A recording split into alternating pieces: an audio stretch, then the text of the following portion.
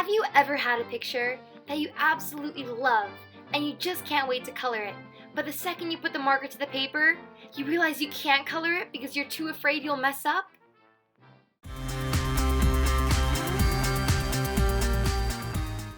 Hi guys, it's Joala here, and if you answered yes to the beginning question, then look no further because I've got the solution for you today. See, I printed out these two pictures and I'm gonna be planning out my drawing so that by the time I get to the finished drawing, I won't be as nervous about going about it. As you might see, both of the drawings are gray, and that's because I made a mistake on the printer and let's just say I wasted a lot of ink. But it's okay because it still ended up working out. I printed out these two pictures that look identical to the finished product that I want to color. And I'm pretty much just going to be coloring these two pictures in ways that I imagine I might color the finished product. So for this one, I'm going to be coloring her with tan skin and blonde hair and a pink dress. And then for my second picture, I'm going to color her using completely different colors. Right now, with these two pictures, is the time of experiment. And I'm going to try out different things that I think might work. And by the end of this, I'm going to feel confident in my final drawing because I'll know what colors I want, what to color where, and then it'll be a lot less scary. And now I know some of you might be saying, but like I can't print it out. I don't have access to a printer, or I don't know how to print it out and stuff like that.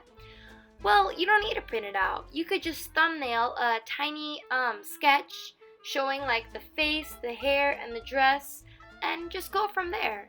You know, just try experimenting with different colors, maybe different designs if necessary, and whatever you think suits the drawing best, just go from there. As you can see, I did both of these. For the second one, I did paler skin and a green dress. And I don't know why, but I really like the first one better, the one with tan skin and blonde hair and the pink dress. So I decided to choose that one. I'm going to be going off that color scheme, and I'm just going to be using it for my final drawing. Now, when I did come across the final drawing, I found myself feeling much better than I would have if I had just started from there and I had to pick my colors as I went and I had to decide what pattern I would do where. It's just so much better when you plan ahead.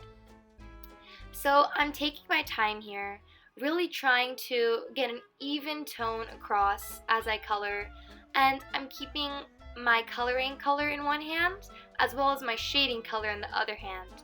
That way I don't have to take too much time to uncap both of them and try to find a shading color.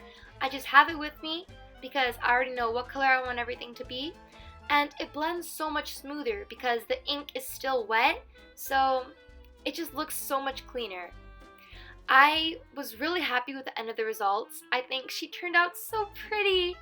And this drawing was actually inspired by this drawing I saw on Pinterest by Miranda Yao. And sorry if I'm not pronouncing her name right, but she is such a good drawer. Like whenever I don't know what to draw, I'm just having kind of a drawing block at the moment. My first instinct's always to check out Miranda Yao drawings.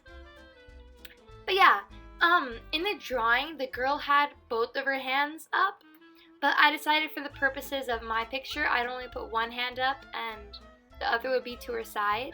This dress is a little bit different from what I normally draw, like it's draped on one shoulder. I feel like it gives it a really ancient Greek kind of vibe. I don't know, but I'm all for it. I really like the way it looks. Also, I feel like on the camera, the colors came out a little bit differently.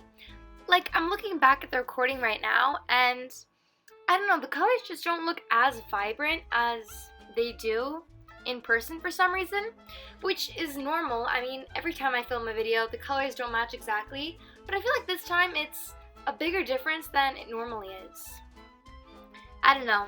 One of the perks of technology, it's unpredictability, am I right? Anyway, though, I really enjoy drawing just because I think those times when I'm really bored or I don't know what to do, drawing's always one of the first things I like to do. And it's just fun, you know? I guess some might even consider it therapeutic. It's just really relaxing. Just use your hand and wherever the pen takes you, and the only limit is your imagination. But yeah. Oh, and just in case I forgot to mention, I'm using Ohuhus in this drawing. I mean, as if you guys didn't know, I love Ohuhus. Ohuhus are such good markers, and they're so cheap too. I was actually thinking of doing this video of comparing Ohuhu markers to more expensive markers like Copics or Winsor Newtons, or even to like really cheap markers like Crayola markers. So if you guys are interested in a video like that, please let me know by giving this video a thumbs up. If you're interested in more marker videos, I have an abundance of those, so feel free to check out my channel for any of those videos. Ooh, so now I'm moving on to the hair, and the hair was a little bit different too. Like, I kind of changed it up from what I normally do. Instead of trying to draw the strands that are going in the direction, since her hair is pulled up in an updo, I gave it a more kind of loose and effortless feel, and I put some curls in places and swirls, and while it doesn't look that realistic, I think it adds something to the drawing, kind of just this elegance to her hair. I don't know, but I really like it. Also, now that I'm doing the dress, I'm using this pink, but the pink is like a peachy pink. So I was worried it might be too similar to the skin tone, but I had done a little bit of a darker skin tone this time, a little bit more tan from what I normally do. So I hoped the contrast would be enough, and looking back at it now, I think it was good. If I had a lighter pink though, I would have used the lighter pink. And I know I mentioned contrast a lot. Pretty much contrast is having some dark tones and light tones in your drawing. Because if your drawing is like all light, like blonde hair, light pink, light jeans, light shoes, it's not very interesting. But you know, when you change it up a little bit with some contrast in color, like some dark tones, medium tones, shiny tones, dull tones, just mix it up and experiment with it, I think it adds something to your drawing. This dress took me a while to color, I'm not gonna lie. I tried to go over it multiple times because I wanted it to have an even tone, not to mention I had to shade it, and it just took me a long time. But you know what? It was worth it. It was worth it.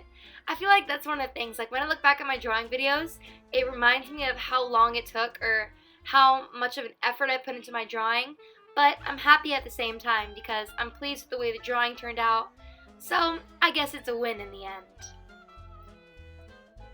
Also, I don't know if the blush was too noticeable this time.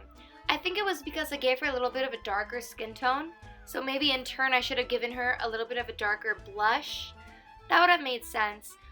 But it's okay. I mean, I could still see it. I really like blush, so I like the blush to be noticeable. I just think blush makes characters look so cute. But it's okay. It's not that big of a deal where I would really want to go back and change it. I would just leave it how it is and make a mental reminder for next time.